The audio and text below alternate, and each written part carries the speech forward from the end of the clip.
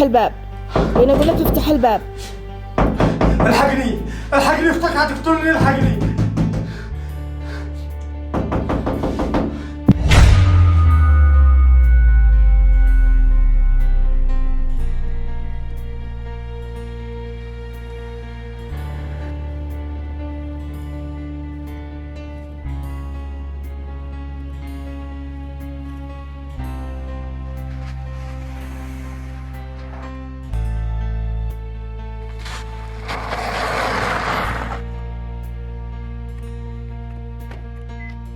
ماله؟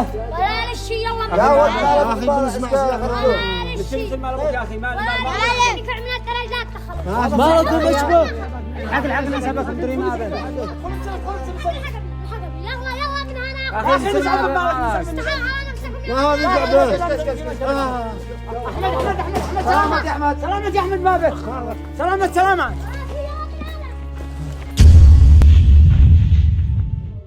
مالك ايش وقع؟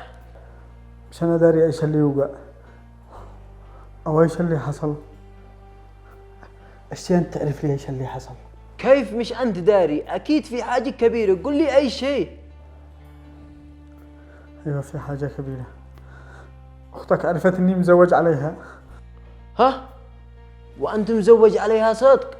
ايوه متى؟ من قبل 10 سنين. قبل 10 سنين؟ كيف؟ وليش؟ انا بحكي لك. انا من حين تزوجت كنا عايشين انا واختك يعني تمام لحد ما خلفنا اول ولد، وهي خلاص واصل وهي مشغولة مع الولد. ما عاد كنت شلقاها، كنت أحس نفسي إن أنا أعزب مش أنا مزوج. لحد ما جت لي الفكرة إن أنا أتزوج عليها بدون ما تعرف، أنك داري لو عرفت بتنفخني نفخ. ايوه كمل كمل. وبعدها تزوجت واحدة يتيمة عشان أفعل فيها خير بس.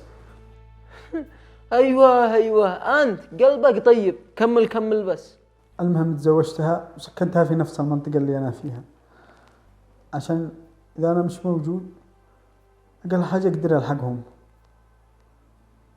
كنت أخلص دوامي وأروح أسبوع عند هذيك وأسبوع عند هذيك، وجلست عايش هكذا أكثر من 10 سنين.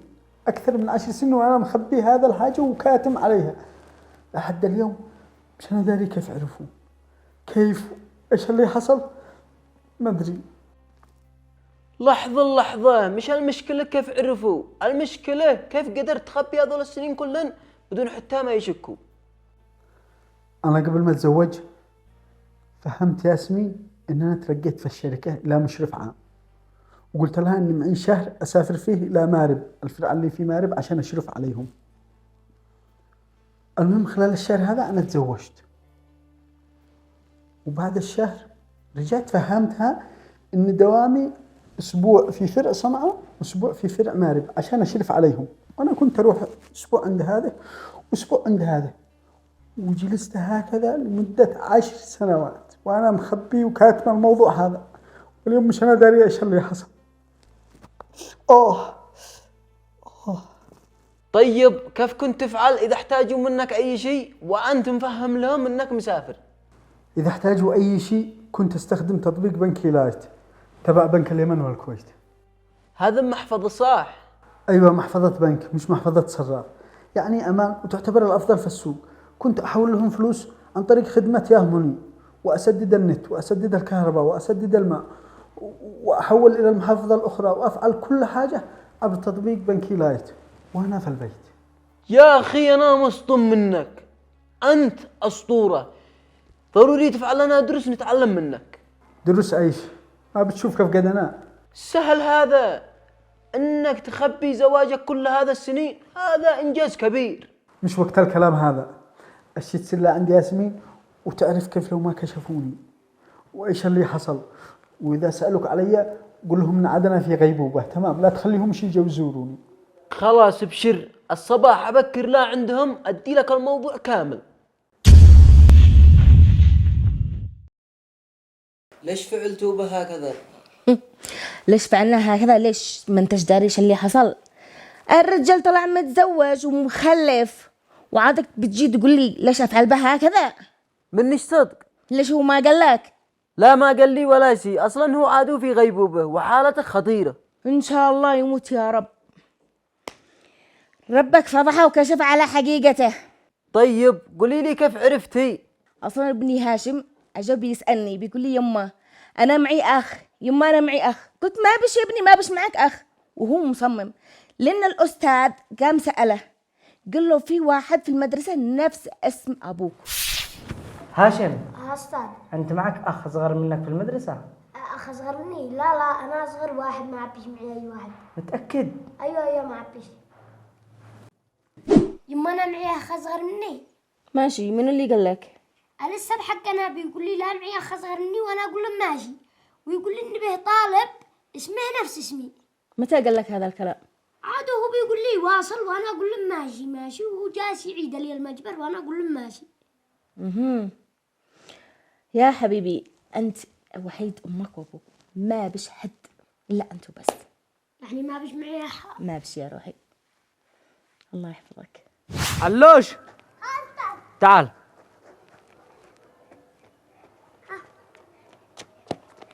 هذا أخوك. هذا؟ لا ولا تعرفه؟ ولا أعرف. قريبة، أسماءكم متشابهة قوي. هذا هاشم أحمد القيشي وهذا علي أحمد القيشي. ايوه، وبعدين كيف لو ما تأكدتي؟ بعدين كان في اجتماع لأولياء الأمور، وطبعا الباش مهندس جعل لها الشلل إن شاء الله، ما هوش فاضي عشان يصير يبصر ابنه في المدرسة. أنا صرت بداله، وبعد ما خلصوا الاجتماع صرت لعند هاشم، ومن جهة كمان أسأل الأستاذ على مستوى. أجي يكلمني أجي يقول لي شوفي يا أستاذة في واحدة معاها ولد نفس اسم ابنش، وأنا استغربت. ما شاء الله، هاشم درجاته تمام ومستواه تمام، بس لو يحسن خطه شوية. إن شاء الله يا أستاذ، ولا يهمك. إلا ايش أسألك؟ تفضل. هاشم هو معاه أخ صغير في المدرسة؟ لا، ابني هو هذا الوحيد اللي معي بس. شوفي هذيك البنت الذي هناك، أيوه. الذي معها الولد الصغير، ابنها اسمه نفس اسم ابنك بالضبط. سبحان الله. يمكن تشابه اسماء. يمكن. يلا استاذنك، انا معي حصة. اوكي يا أستاذ، شكرا. يلا.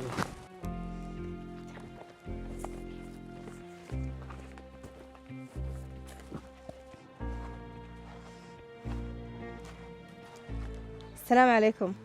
وعليكم السلام. كيف حالك؟ الحمد لله، وانت؟ الحمد لله تمام. ما شاء الله هذا ابنك؟ ايوه هذا ابني. ما شاء الله. ايش اسمه؟ اسمه علي. علي من؟ علي احمد الجيشي. سبحان الله، تصدقي نفس اسم ابني بالضبط. ما شاء الله. هو هذا اللي كان الاستاذ يقول انه اسمه نفس اسمك؟ ما شاء الله. وزوجك ايش يشتغل؟ مهندس نفط. وانتي؟ مهندس نفط. ايوه مهندس نفط. وانتي؟ نفس الشيء، مهندس نفط. ما شاء الله، حتى في العمل متشابهين. طيب اقول ليش معك صورة زوجك هنا؟ ايوه.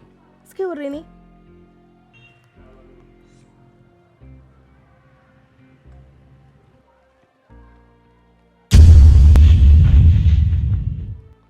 لا مش معقول، لا يمكن. كيف وليش ومتى؟ متأكدة ان هذا صورة زوجك؟ ايوه. وقتها حسيت الدنيا بتلف وتدور وعقلي توقف، جتني دوخة ما أناش مستوعبة باللي حصل. ايوه، وايش فعلتي؟ كملي. يعني طلع بيضحك علينا طول هذه السنين. انا مش انا مصدقه، بين احس نفسي في حلم. ايش من حلم؟ حرمني اللي اشرب من دمه، طالما انه هو بيضحك علي ويتزوج علي وانا مانيش داريه. هي ايش بتسوي؟ اتصل له اتاكد يمكن في غلط. لا تتصلي لاش ولا تفعلي ولا شيء. انا شو اقول لك كيف بنفعل فيه. كيف بنفعل؟ هو امس كان موجود معك؟ ايوه، والصباح صار الدوام. ها، وانا جاي لعندي ويضحك علي ويقول لي انه مسافر مارب.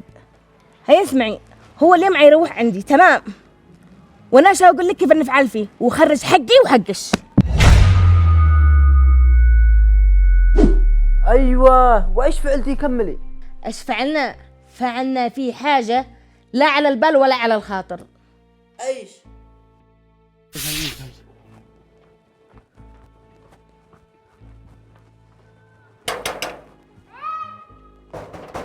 هاشم افتح.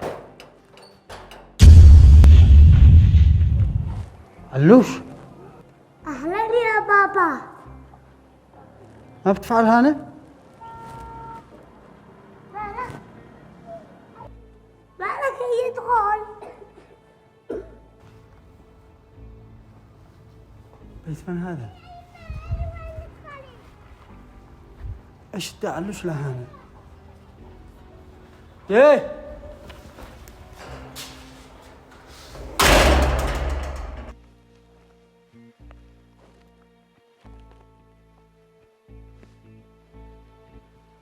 يا أحلام أحلام مالك يا أحمد؟ أحلام من؟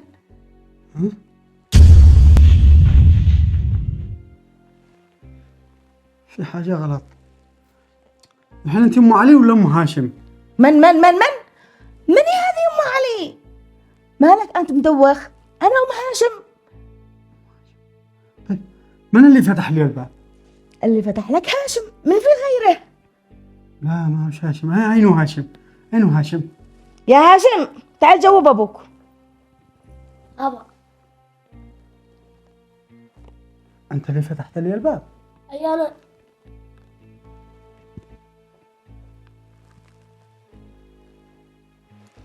أكيد إنك جاوع، هذا كل الدوخة سببها الجوع. دقايق يا عزيزي وأفعل لك أحلى غداء، ارتاح وافتهن. تمام؟ أيوة يمكن جاوع. أيوة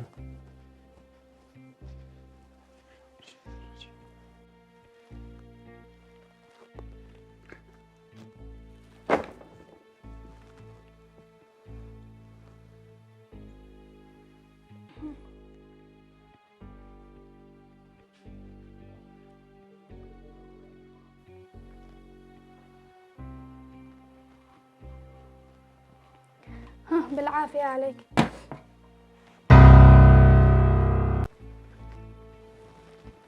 ما هو هذا؟ ايش هذا؟ سجنوني ولا ايش؟ ايه صلي على النبي. مالك؟ كيف في حاجة غلط؟ ايش من غلط؟ من اللي فتح لي الباب؟ علوش منع يفتح لك. علوش ولا هاشم؟ هاشم من؟ من اللي قلبه يقرب لي الغداء؟ انا اللي جيت قلت لك بقرب لك الغداء، شكلك جاوع. لا مشو انتي. لا كيف؟ شاسير ادي لك ماء. مستحيل. ايش في حاجة غلط. هذا الماء.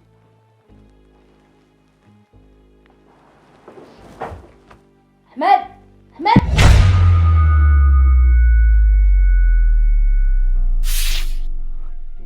يعني الرجال قد لم من ظهر بيتعذب. يتعذب عيش، الرجال في غيبوبة ما صحي إلا مغرب. أحمد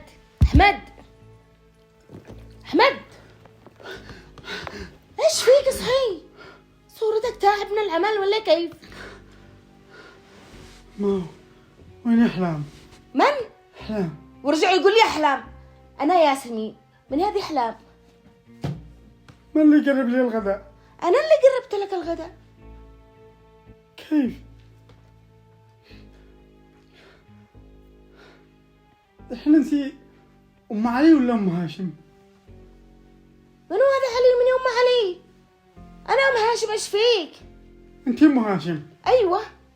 طيب علي ايش بيفعل هذا؟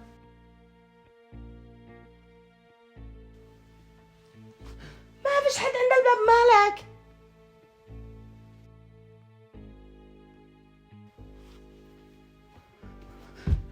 مش حق. شكلي جننت.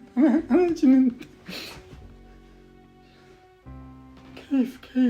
شكلك اتزوجت عليها يا أحمد. زوجها؟ أنا مجنون. مش أنا مجنون. أتزوج عليش. مش أنا مجنون.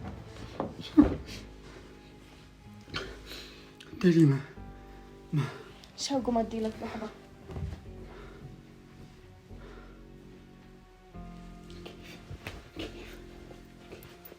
حامل.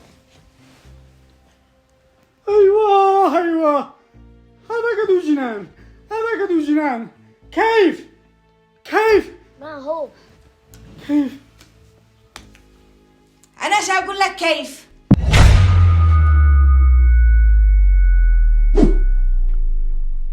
انتي مش بسيطة، جننتي الرجال. يستاهل. وعادة لما نخرج من المستشفى سأوريك كيف افعل فيه.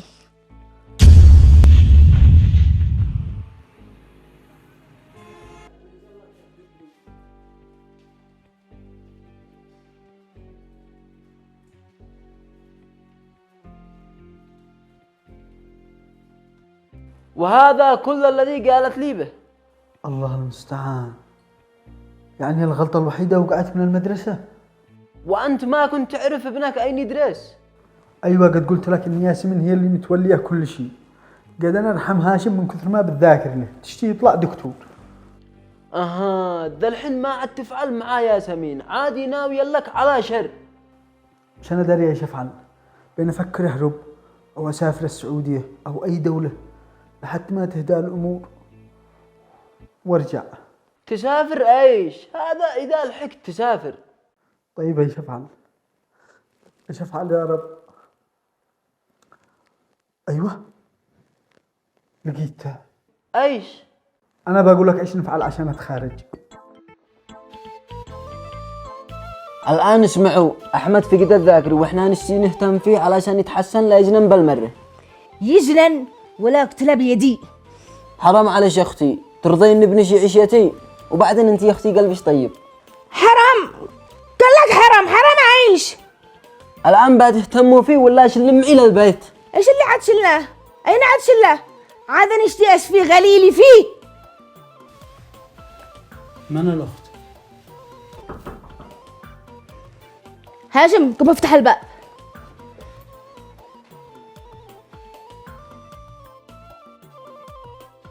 ماله زوجي ايش حصل؟ قالوا كان في المستشفى.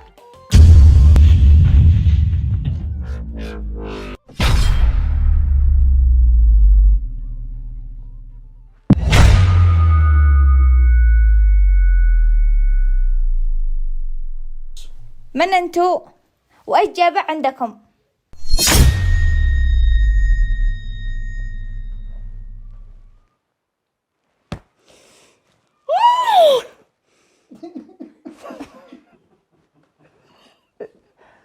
الله